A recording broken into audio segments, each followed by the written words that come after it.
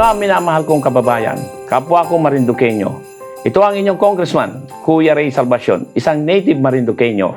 Kasama ko po ang aking may bahay, si Ate Bernie Salvacion, na kami po ay bumabati sa inyo ng isang masaganang bagong taon. Yehey! Yeba! Ilang araw na lamang po at magpapaalam na ang masalimuot na taong 2025. Hindi po natin maikakaila na ito ay naging taon ng mabibigat na pagsubok. Taon ng pagmulat sa mga kakulangan ng sistema, sa mga sugat ng ating lipunan, at sa masakit na realidad ng korupsyon na patuloy na humahadlang sa tunay na pag-unlad ng ating bayan. Marami ang nadismaya, marami ang nagalit, marami ang napagod, marami ang nagdusa, at marami ang nagtanong kung kailan ba talaga magbabago ang takbo ng ating kasaysayan. Sa kabila po ng mga pangyayaring ito, habang isinasara natin ang pahina ng 2025, hindi po natin sana ito gawin ng may galit o kawalan ng pag-asa. Bagkus, gawin po natin itong ng may panalangin, pagninilay at matibay na determinasyon, matuto mula sa mga pagkakamali ng nakaraan. Sa pagpasok natin sa taong 2026, salubungin po natin ito ng buong puso, may paninindigan at paniniwala na tayo ay uunlad at giginhawa ang pamumuhay. Tandaan po natin, tayo pa rin bilang mga Marinduqueño sa ating mga sarili ang gaganap at gagawa ng paraan upang ang ating mga pangarap na kaunlaran ay ating makamtan. Ang tulong ng pamahalaan ay naririyan bilang gabay at sandigan, mga tulong na magagamit natin upang magsikap, magtiyaga at magkaroon ng maayos at permanenteng kabuhayan sa tamang pamamaraan. Kaya ako po ay taos-pusong nakikiusap sa bawat Marinduqueño na sa pagpasok ng bagong taon, ipagdasal po natin ang ating lalawigan, ang ating mga pinuno at ang ating bansa. Idalangin natin sa Panginoon Diyos na baguhin niya ang mga pangyayaring tila matagal nang nakasulat sa kasaysayan, ang kultura ng katiwalian, ang pananahimik sa mali at ang pagtanggap sa pamahalaang kulang sa pananagutan. May isang pahayag sa kasaysayan na binitawan ng isang magiting na pinunong Pilipino. Ito ang kanyang sinabi, "I would rather have a government run like hell by Filipinos than a government run like heaven by foreigners." Kung atin pong iintindihin, malinaw po na ang diwa ng mensaheng ito ay ang pagmamahal sa kalayaan at tiwala sa kakayahan ng mga Pilipino. Ngunit ngayon po, sa makabagong panahon, malinaw ang ating panalangin at paninindigan. Hindi natin dapat tanggapin ang isang pamahalaang run like hell dahil sa korupsyon.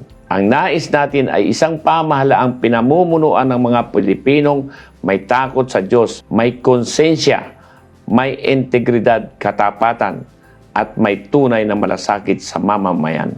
Bilang gabay at paalala sa ating lahat, nais ko pong ibahagi ang salita ng Diyos mula sa aklat ng Ikalawang Kronika, Kabanata 7, Talata 14, ang sabi po dito, "Kung ang aking bayan na tinatawag sa aking pangalan ay magpapakumbaba, mananalangin, hahanapin ang aking muka at tatalikod sa kanilang masasamang gawain, aking diringgin mula sa langit, patatawarin ko ang kanilang kasalanan at pagagalingin ko ang kanilang lupain."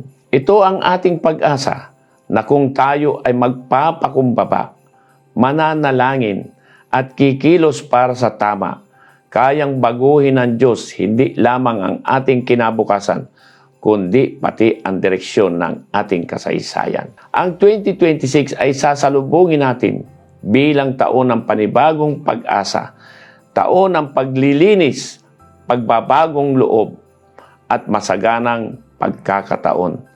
Naway ito ang taon ng mas matuwid na pamumuno, mas aktibong mamamayan, at mas nagkakaisang Marinduqueño.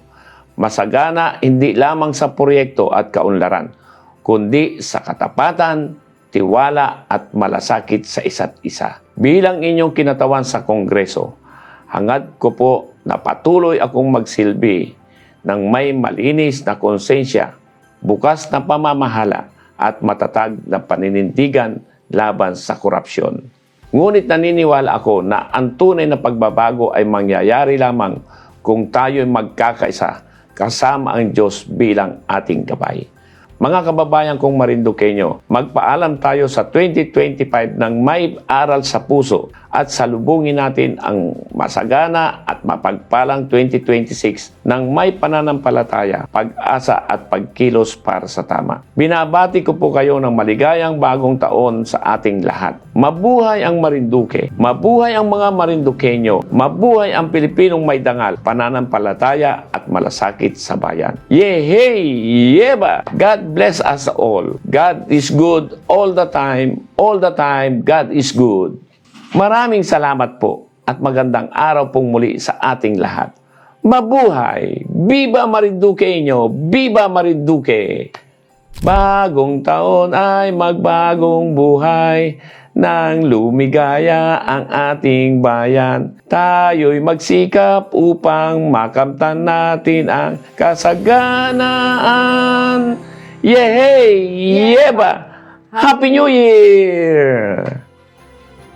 Bagong taon ay magbagong buhay nang lumigaya ang ating bayan. Tayo'y magsikap upang makamtan natin ang kasaganaan.